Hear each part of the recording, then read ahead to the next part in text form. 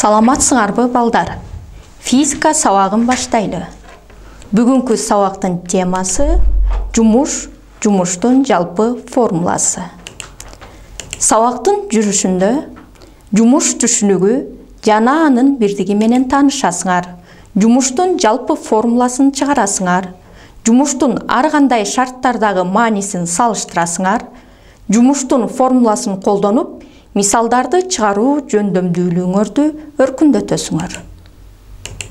Негизги түшүнүктөр: жумуш, күч, которулуш, оң жумуш, терс жумуш. Жаңы теманы баштоодон мурун өткөн сабактарга кайталоо жүргүзүп алалы. Ал үчүн төмөнкү суроолорго жооп жазгыла. Ылдамдыктын өзгөрүү себеби: күч. Нерселерди кантип ордунан жылдырабыз? Күч жумшоо менен. Күч деген эмне? Өз ара аракеттешүүнүн чени. Нерсеге аракет эткен күчтүн натыйжасы эмнеден көз каранды? Күчтүн модулунан, багытынан жана күч жумшалган чекиттен. Туура, азаматсыңар, эң туура жооп бердиңер. Анда эмесе жаңы теманы баштайлы. Биздин күнүмдүк жашоо турмушубузда жумуш түшүнүгүн көп кездештирип келебиз. Адам ойлонуп жатканда, компьютерде иштеп жатканда, ар кандай маселелерди чыгарып жатканда жумуш аткарышат. Бул акыл менен аткарылган жумуш болот. Күч жумшоо аркылуу жумуш аткарылат. Мисалы, Асан арабаны сүйрөп баратат, ат араба тартып баратат. Биз нерселерди көтөрүп жүрөбүз.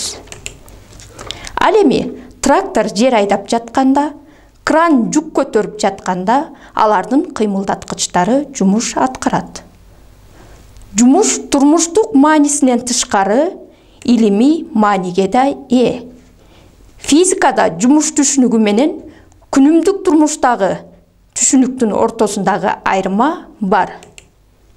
Асан өзүнүн күчүнүн натыйжасында жүктү кандайдыр бир бийиктикке көтөрдү. Кыймылдаткычтын тартуу күчүнүн натыйжасында машина жүрүп баратат. Жалбырак оордук күчүнүн натыйжасында жерге түшөт. Демек, жумуш түшүнүгү кыймыл, күч түшүнүгү менен байланышкан физикалык чоңдук. Нерсеге аракет эткен күчтүн оордук күчү, тартуу күчү, серпилгич күчүнүн натыйжасында анын кандайдыр бир аралыкка жылуу процесси механикалык жумуш деп аталат. Жумуш скалярдык чоңдук. Мисалы, машина жүргүнчүлөрдү ташып жүрөт. Бала нерсеге күч жумшап, аны кандайдыр бир аралыкка жылдырды. Күйгөн отундун натыйжасында шар жогору көздөй көтөрүлүп баратат. Бул учурда нерселер жумуш аткарган болуп эсептелинет. Нерселердин аткарган жумушу аракет эткен күчтүн аралыкка болгон көбөйтүндүсү менен аныкталат. Жумуштун формуласы А барабар F көбөйтүү S. Мында F аракет эткен күч, күчтүн C системасында бирдиги 1 ньютон, S аралык, которулуш, бирдиги 1 метр, ал эми А механикалык жумуш, C системасында бирдиги 1 ньютон көбөйтүү метрге барабар же 1 джоулга барабар. 1 ньютон күч жумшап, нерсени 1 метр аралыкка жылдырган кездеги аткарылган жумуш 1 джоуль дейбиз. Турмушта кыймыл менен күчтүн багыты кандайдыр бир бурч боюнча багытталган учурлар көп кездешет. Мисалы, бала чананы сүйрөп баратат дейли. Мында F күчү жипти бойлото багытталат. Чана кандайдыр бир S аралыгына жылсын. Альфа бурчу күч менен которулуштун багытынын ортосундагы бурч. Кыймыл горизонтко параллель багытталган.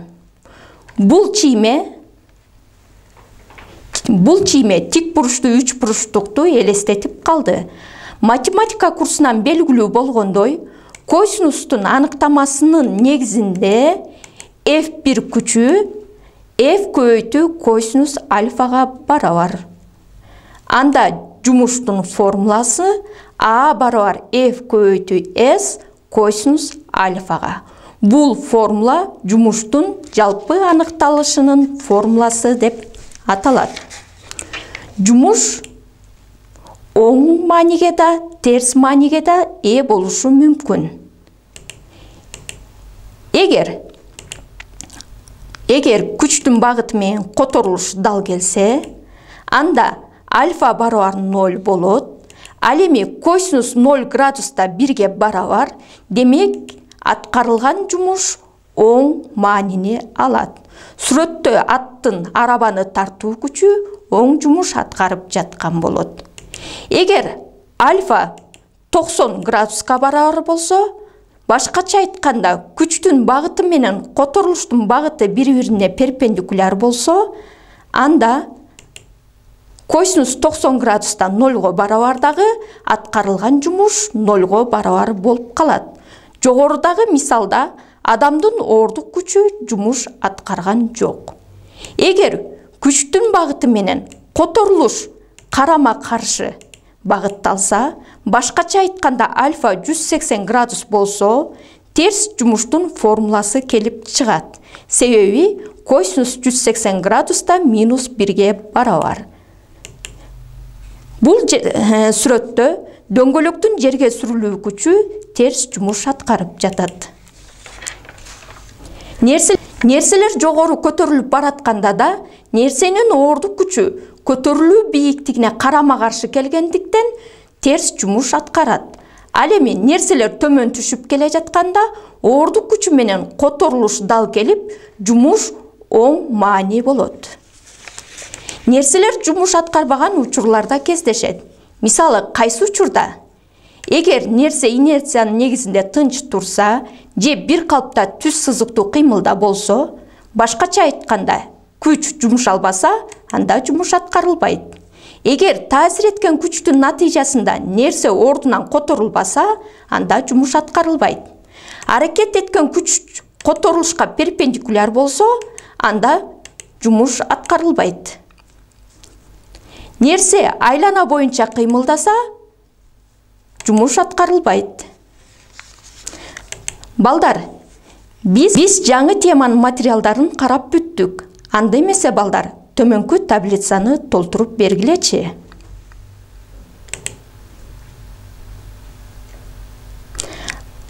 Азаматсыңар, туура толтурдуңар.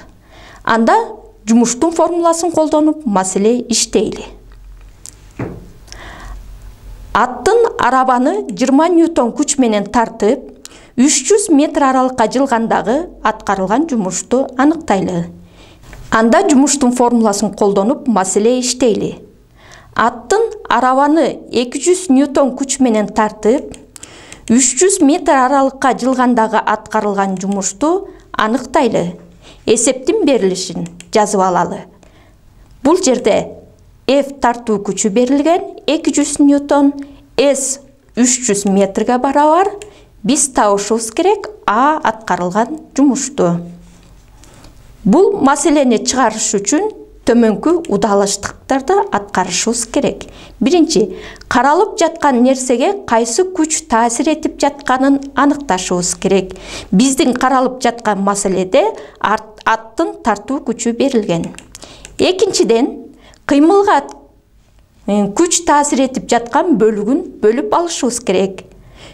Демек, маселеде 300 метр аралыктагы күчтү бөлүп алабыз. Үчүнчүдөн, кыймылдын жана күчтүн багытын аныктайбыз. Күчтүн багыты менен которулуу аралыгы дал келет. Демек, жумуш оң мааниге ээ. Төртүнчүдөн, жумуштун формуласын жазып, эсептөө жүргүзөбүз. Оң жумуштун формуласы А барабар F көбөйтүү S'ке. Бул формуладагы тамгалардын ордуна сан маанилерин коюп, көбөйтүп 600 килоджоулду алабыз. Демек, эсептин жообу ат 600 килоджоул жумуш аткарат. Мен көрсөткөн эсепти эске алып, жана жогорудагы айтылган материалдарды карап чыгуу менен өз алдынча эсептерди чыгаргыла. Бул эсептердин берилиши Avian 85 порталында да жүктөлгөн. Демек, балдар, биздин сабагыбыз аягына келип жетти. Сабагыбызды жыйынтыктайлы. Биз бүгүн силер менен механикалык жумуштун формуласы бирдиги, жумуштун түрлөрүн карадык жана жумуштун формуласына мисал иштедик. Үйгө тапшырма. Өтүлгөн теманы окуп, төмөнкүдөгү ссылканын негизинде онлайн тестке жооп бергиле. Өзүңөрдүн окуган мектебиңердин 1-кабатынан 2-кабатына бир калыпта көтөрүлгөн учурдагы аткарган жумушуңарды эсептегиле. Балдар, ушуну менен биздин сабак аягына келип жетти. Саламатта болгула.